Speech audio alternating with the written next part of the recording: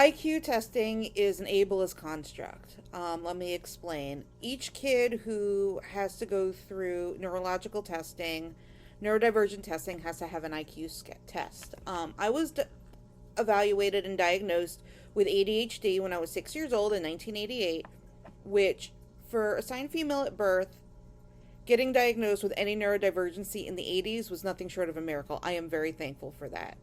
So, as years went on, my mother gave me the evaluation, the 28-page report, and it showed my IQ score and why they came up with that. So they gave me a fairly common IQ test, and I scored in intellectually disabled territory.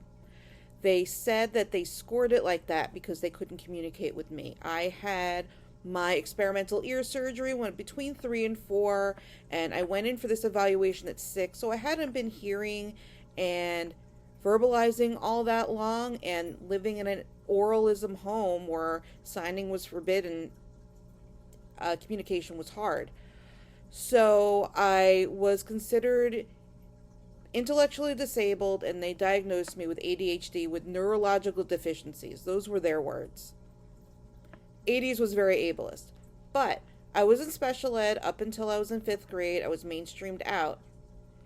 I was always thought as less than. It was hard, but I kept up.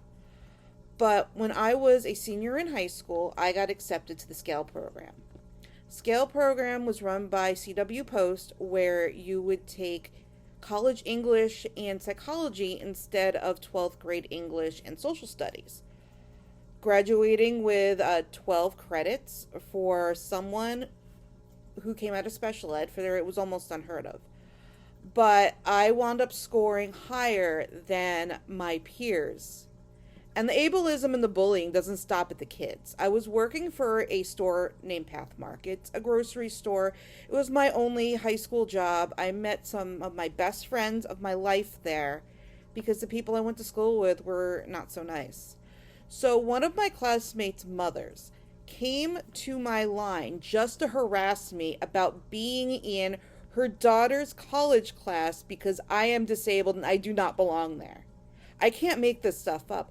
Her mother actually went to my place of work to harass me. They wound up, the manager overheard, asked if they were bothering me, and they kicked them out of the store.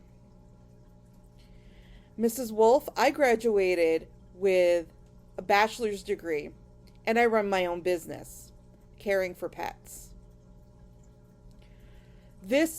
The reason I'm telling you this story, it doesn't matter what you score in your IQ test. It doesn't matter. It's not accurate, and even if it is, who cares?